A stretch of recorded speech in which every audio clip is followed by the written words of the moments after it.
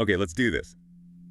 Welcome back to the deep dive, everyone. We're here to take that source material you've got, all the notes, the prologues, and just really pull it apart to see what makes it tick. And today, we are zooming in laser-focused on one specific piece of the puzzle, Session 0.4. Exactly. This is a big one. It's a character prologue, but it feels like so much more.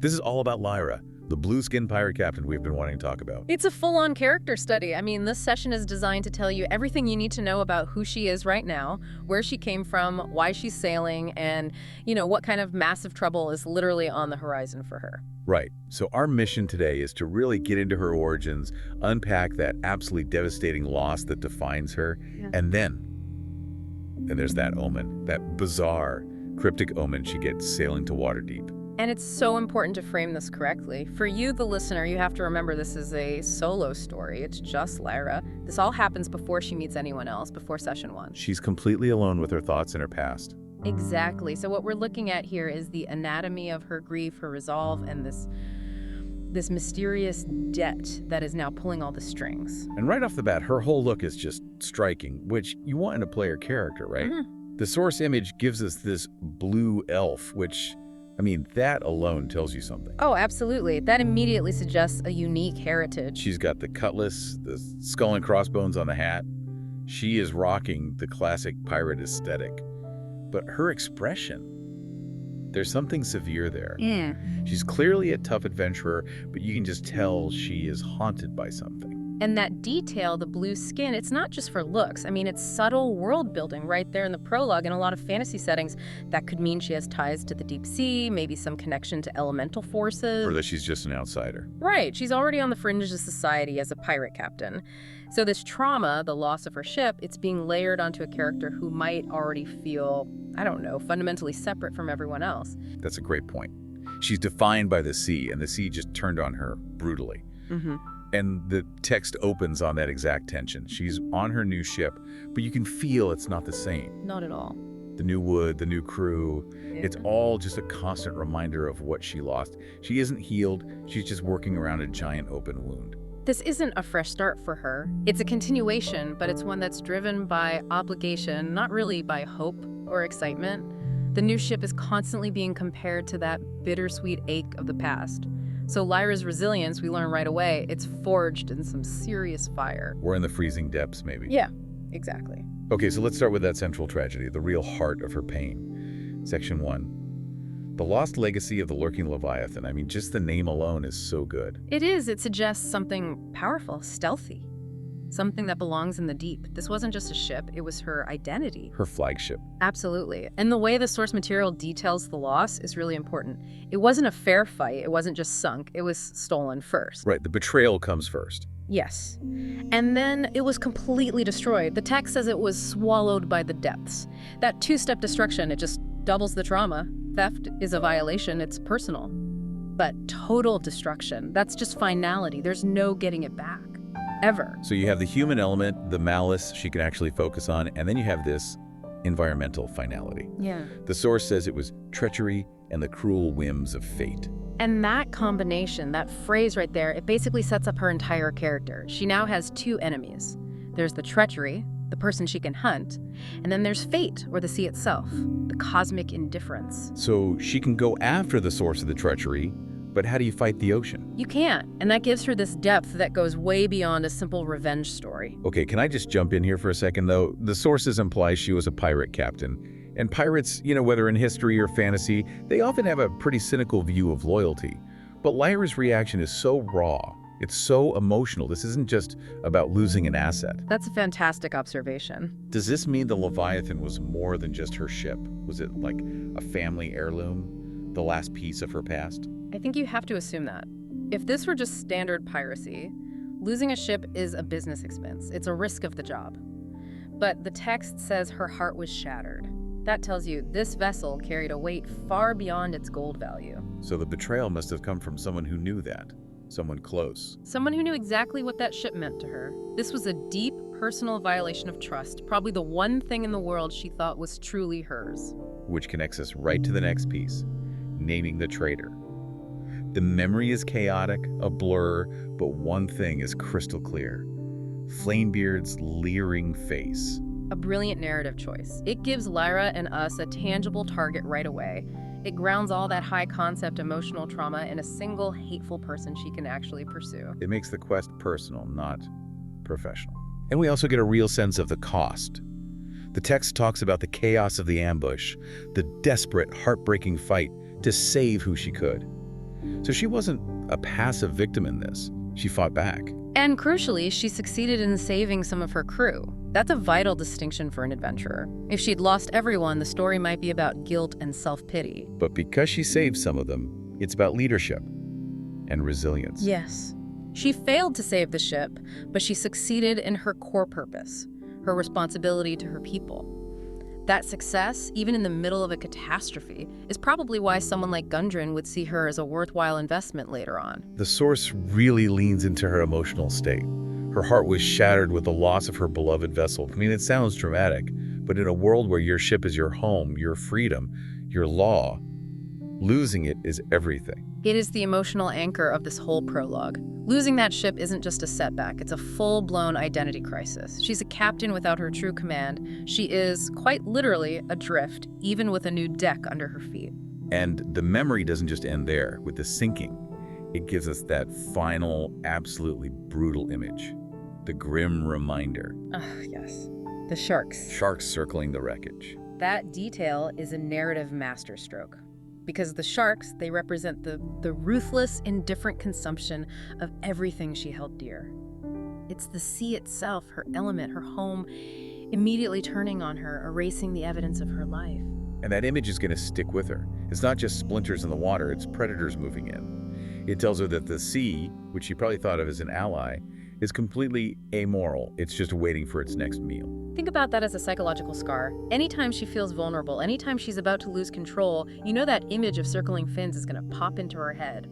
It's a permanent reminder of the price of failure. So this first section, it gives us her trauma, her clear enemy in Flamebeard, and the existential horror of what failure looks like. It's a powerful foundation. But she can't just stay there, grieving. No, the story has to push her forward. It has to give her a reason to keep going. And that reason arrives in the very unlikely form of a dwarf merchant. Right. So she's broken, haunted. Yeah. But then comes section 2, salvation in a time of need. Enter Gundren Rockseeker. Gundren is the pivot point for the entire narrative. The source calls him her lifeline, her salvation. The language is so dramatic. This wasn't just a business deal. This was an intervention. And the deal itself is huge. Gundren gives her a new ship. A whole new ship to replace the Leviathan. Okay, yeah, I have to stop here. A dwarf merchant just gives a down-on-her-luck blue elf pirate a new ship. It's an extraordinary risk. That feels incredibly strange. This suggests Gundren is either insanely wealthy, has some deep hidden history with Lyra, or he needs something done that is so dangerous only a captain with her specific, maybe desperate skill set can pull it off. You're right to question it. A normal merchant might offer a loan for supplies, maybe some gold. But an entire vessel, that is a massive capital investment. It implies an enormous debt, which means an enormous return is expected. So we have to speculate on his motives. What's his angle? Well, let's break it down. Scenario 1. Maybe it's personal, a life debt. Maybe Lyra or her family saved Gundren years ago, and this is him finally repaying that favor. If it's a moral debt, she'd be completely bound to him. She'd never break that trust. Which would be very convenient for Gundren. But given he's a merchant, scenario 2 feels a little more likely. It's strategic. Gundren doesn't care about piracy, he cares about results. He saw Lyra's leadership under pressure, saving her crew from that disaster, and thought, she's the one. She's the asset I need to handle a problem that's probably off the books. So what's her collateral? She literally has nothing left. Did she promise him a cut of all her future earnings? Her undying loyalty? Or maybe she promised to retrieve something for him, something that only a pirate captain could get to. The debt is the chain that pulls her out of her grief and slingshots her toward the main adventure. It forces her to put her personal revenge quest against Flamebeard on the back burner. It's a brilliant way to force a character into the main plot. It's classic. So that immediate obligation is clear. And that leads us to her new heading, setting sail for Waterdeep. She's got the new ship, a new crew, and the source says a new purpose filling their sails. All of this is driven by one thing, a letter from Gundren. And the destination is key. It's Waterdeep. the City of Splendors. The sources frame it as a city of intrigue and opportunity.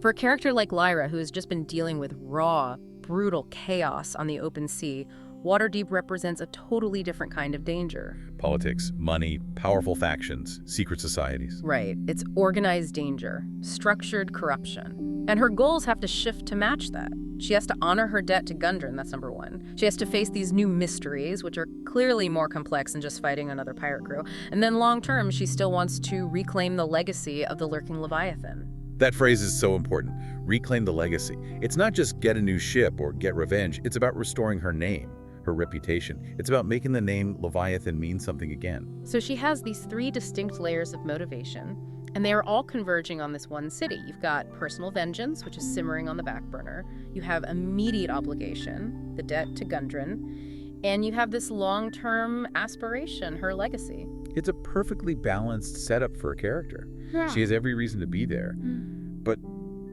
the story doesn't just let her sail into port peacefully, does it? Not a chance. Just when she thinks she's trading the chaos of the sea for the intrigue of the city, the sea basically says, not so fast. And that's where this prologue just explodes.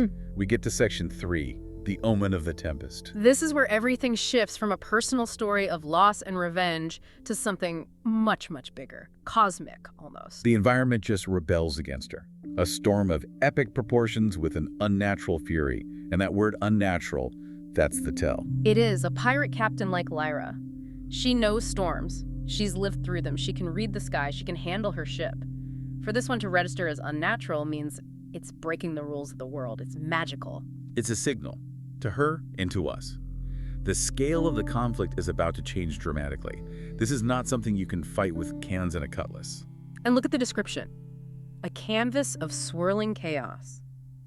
If the sharks were about the cold indifference of nature, this storm is about the active, malicious interest of something supernatural.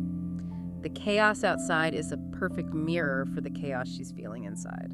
Okay, so let's talk about the timing of this. Why now? Why does this happen right as she's approaching Waterdeep? That's the key question, isn't it? It's all about raising the stakes before the adventure proper begins. If she'd had this vision when she was at her lowest, right after losing the Leviathan, she might have just given up. Right, it would have been too much. But now she has a purpose. She's committed to Gundren, she's moving forward. And the universe, or whatever this thing is testing that newfound resolve. It's basically saying, oh, you think your debt to a dwarf is your biggest problem? Think again. So it connects Gundren's seemingly simple request to this massive cosmic-level threat. It immediately escalates everything. Whatever Gundren has gotten himself into, it has attracted the attention of something immensely powerful. Which brings us to that idea of narrative dissonance we talked about before. Yeah. Lyra's entire life is about tangible things. The wind, the sails, the steel of her blade. Exactly. And now she's being confronted by something purely metaphysical. How does a pirate fight a god? How do you outsail a storm that is being actively controlled by a malevolent intelligence? And the climax of this whole thing, the focal point, arrives in section 3.2, the colossal vision. This is it, the chilling peak of the whole prologue. Out of the storm, she sees it. A colossal figure, and it's shrouded in mist and shadow. We don't even get a clear look at it. Which is what makes it so terrifying. It's defined only by its impossible scale and the fact that it seems to be controlling the storm itself. We have to speculate here. What is this thing? Given her connection to the sea, the most obvious answer is, what? A sea god? An elemental? Some kind of kraken-like entity? If it's a deity, that means her little quest to repay a merchant has just put her on a collision course with a pantheon. That is way above a pirate's pay grade. Way above. If it's more of an elemental force, like a primordial from the plane of water, it suggests that Gundren's business in Waterdeep involves trying to manipulate or maybe even bind these ancient titanic powers. But what if? What if it's not real? Could it be psychological? A manifestation of her own trauma and helplessness, given shape by the storm? That's a valid reading, but the text pushes us toward a literal interpretation. It says the figure seems to command the very elements. That suggests it's an external force acting upon the world and upon her. It's not just in her head. This thing is real. That phrase is everything. Command the very elements. For someone whose life is governed by the sea and the sky, that is the ultimate expression of power. Flamebeard used treachery to take her ship. This thing could unmake her new one with a thought. It completely changes the game. Her quest was about reclaiming a material legacy. Now it's about surviving a metaphysical threat. The vision is a warning sign flashing in giant neon letters. You are sailing into a high-level adventure. And her reaction is so telling. For a hardened pirate captain, she doesn't draw her sword or shout a curse. The text says, a shiver ran down Lyra's spine, a clear premonition of forces beyond her understanding. That shiver, that's her character growing in that single moment. She's acknowledging her own limits. The Lyra who fought Flamebeard was in a world of known quantities. The Lyra sailing toward Waterdeep now understands that there are things in the cosmos that make pirates look like ants. It's a moment of profound, terrifying awe. And that shift in perspective is the whole point of this solo session, to prepare her for what's coming. You know, I think the most compelling idea is that Flamebeard's treachery and this colossal figure are somehow connected. Oh, now that's interesting. Maybe Flamebeard didn't just steal the Leviathan for profit. Maybe he stole it as a sacrifice. Or maybe there was something on the ship, a relic, and its destruction unleashed or summoned this thing. That would be brilliant narrative economy. It would mean her personal quest for revenge is suddenly tied directly to this world-shaking threat. By hunting Flamebeard, she's also confronting this elemental god. So she sails into Waterdeep with this tangible, practical problem, the debt to Gundren, but she's also carrying this overwhelming secret knowledge that the universe itself is watching her. And that tension is going to be fantastic. Every mundane meeting, every back alley deal in Waterdeep is going to be undercut by the fact that she knows a god-level threat is lurking just beneath the surface. She's seen the true scope of the danger, and she's sailing right into its jaws. So let's wrap this up. As she's about to make port, what's her state of mind? She's driven by debt, by defiance, and now by a very real understanding of an existential threat. That storm she sailed through, it's a perfect metaphor for the challenges ahead, as the source says, and she answers it with unwavering courage. But that courage means something different now. It's not just about being a good sailor anymore. It's about being willing to face the unknown, the unknowable. And she made a choice. She chose responsibility Gundren's debt over her own immediate desire for vengeance. And her reward for that responsible choice was to be shown an even bigger, scarier problem. No good deed goes unpunished, right? So she has a target in Waterdeep, a very complicated benefactor in Gundren, a personal nemesis in Flamebeard, and now this colossal metaphysical mystery hanging over everything. The stage is perfectly set, which brings us back to the single burning question that this prologue leaves us with. Who or what is this colossal figure? Is it a god? Is it connected to Flamebeard? Is it something Gundren unleashed by mistake? If that thing is waiting for her in Waterdeep, it changes her role completely. She's not just a hired sword anymore. She might be the only person who knows the true nature of the threat. Which brings us to the final thought, the real takeaway. Lyra is a character who is defined by the tangible world.